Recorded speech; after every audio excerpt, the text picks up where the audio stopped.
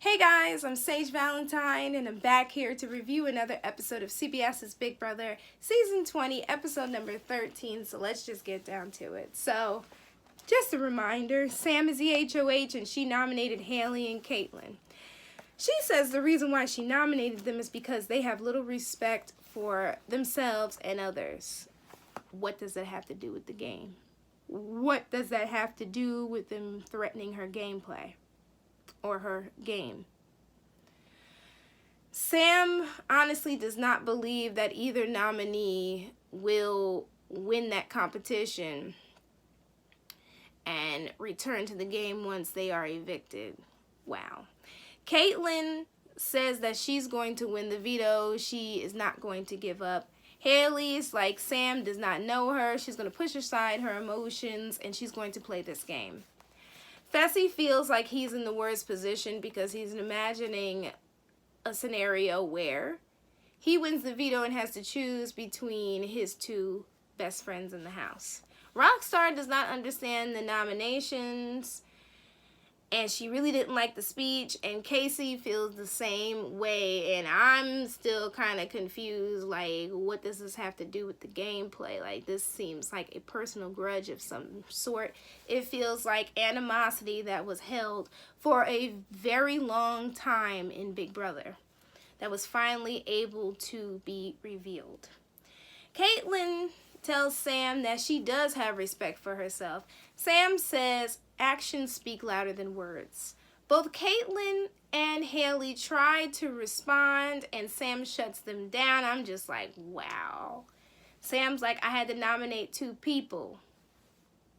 Like I said, these nominations came from a place of animosity, some sort of feeling some type of way type situation, but yeah, these nominations have nothing to do with gameplay. Haley is very hurt, and she said that this turned personal. Yes, it did. So Sam and Tyler are talking. I think Tyler came upstairs to the HOH room to talk to Sam. But anyway, Sam's like, if she wins the veto, she's keeping the nominations the same. I believe Tyler said something about Rockstar being the obvious replacement for whichever nominee wins the veto or is saved by the veto because she is an easy target. Thereby, if Sam nominates her, she won't get any blood on her hands.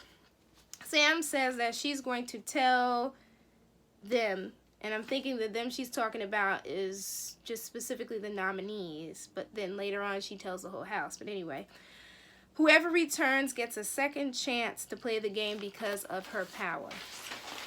All right. Tyler acts like he didn't know how Sam felt about Caitlyn. He knew. Caitlyn is upset that she was nominated. I don't know why. This is Big Brother.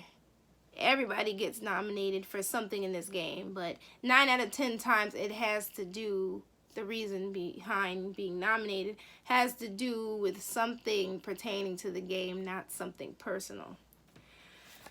So Caitlyn decides to talk to Sam. She tells Sam she's hurt because Sam said some disrespectful stuff to her. And what Sam is doing is the opposite of female empowerment. And Caitlyn says that she is a girl's girl. And she's trying to make her case, but Sam is not trying to hear it. You can tell by Sam's body language that Sam is over Caitlyn. Sam says that she is, I guess, an example of empowerment. She commands and demands respect because she gives it. And if she wins the veto, she's not using it. Here's the thing on a side note. Sam calls herself old-fashioned, but a lot of people with that old... I don't know if Sam calling herself old-fashioned is the new way of someone saying, I'm classy, I'm not tacky. Maybe that's how it is where she comes from. But typically women who call themselves old-fashioned don't work in positions that are typically held by men, so to speak. Sam is shown having a conversation with Fessy. Fessy's stressing out because he's still thinking about that scenario of him winning the veto and having to choose between Caitlyn and Haley to save.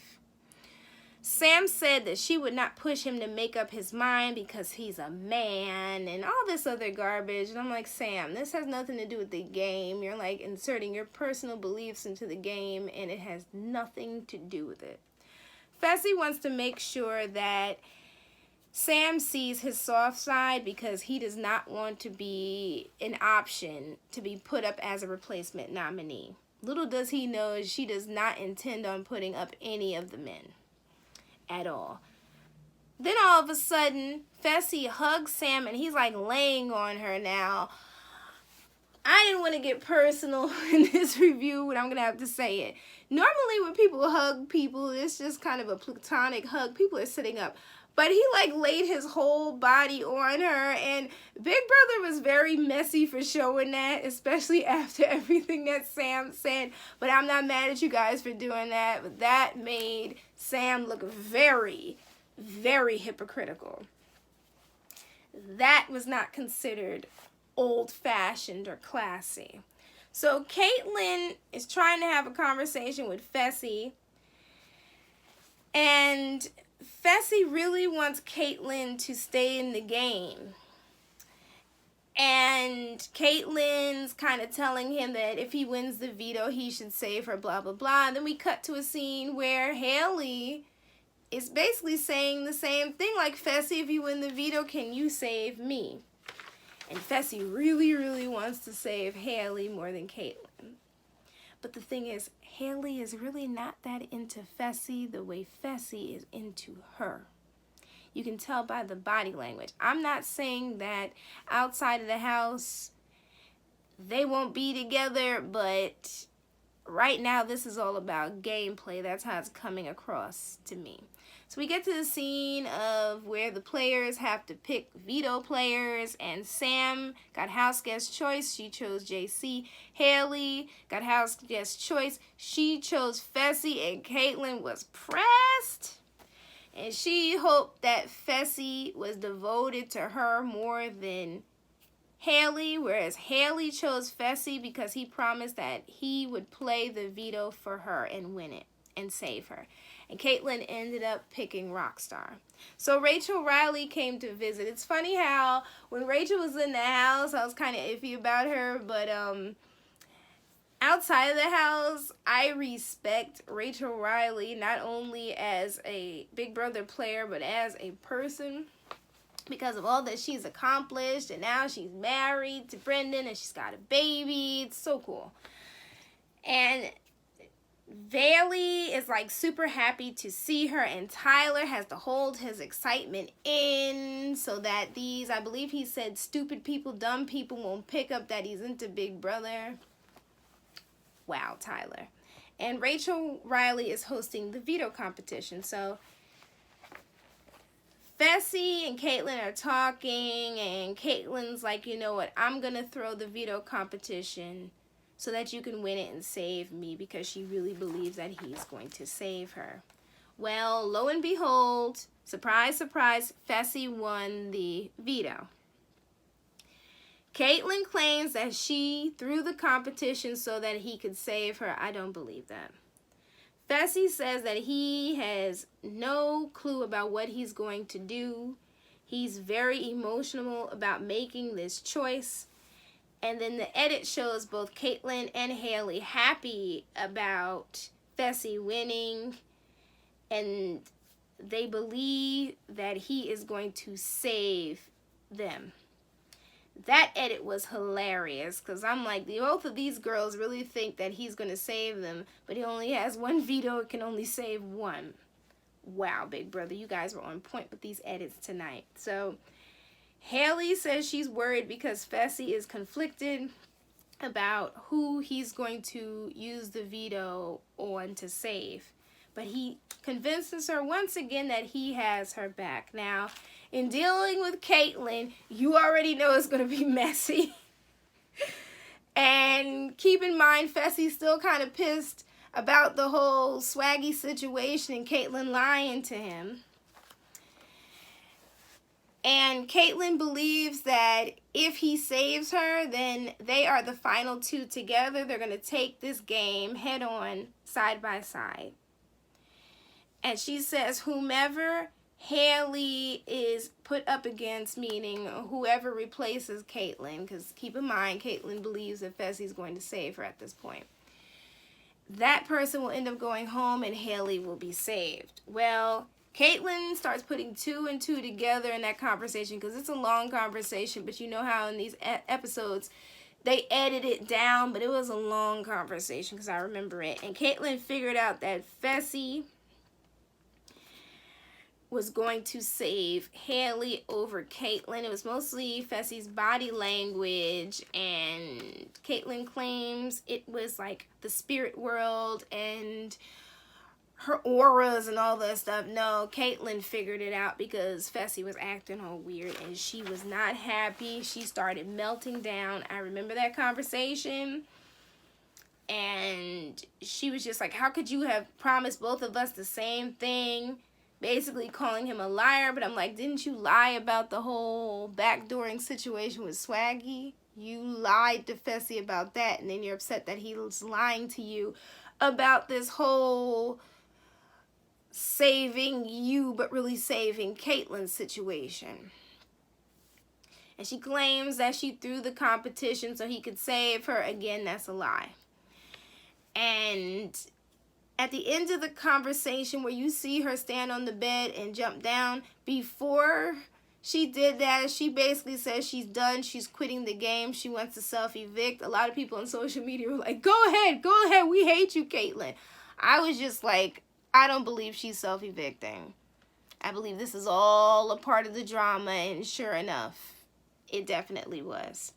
So Tyler goes to chat with Sam because he's going to try to convince her to put up Rockstar as a replacement nominee. Now that Fessy won the veto, it's obvious that Fessy's going to use it. Sam refuses to tell him who she's going to put up as a replacement nominee. She said, in fact, I'm not telling anyone. And I'm just like, good. What you guys don't know is that Tyler was having a conversation with Sam at one point and was kind of telling her to put up Bailey. Bailey somehow, some way got an inkling that she needed to talk to Sam. And she got up there and she was talking to Sam. You know Tyler was in the room, obviously. Bailey came up. She was highly upset. And she was telling Sam, you know, I don't feel like I can be myself in this house. And Sam was just like, well, why can't you be yourself? And she's like, you know, I feel like people are trying to bait me and make me get upset so that they could put me in this category of being an angry black woman. And she really became emotional because clearly Bailey has a lot of issues involving her upbringing, which a lot of people do. But in this particular situation, I feel like Bailey did this so that she would not be nominated because she more than likely, common sense told her that she was one of the people that was a choice to be nominated. It was between, as a replacement, it was between her and Rockstar.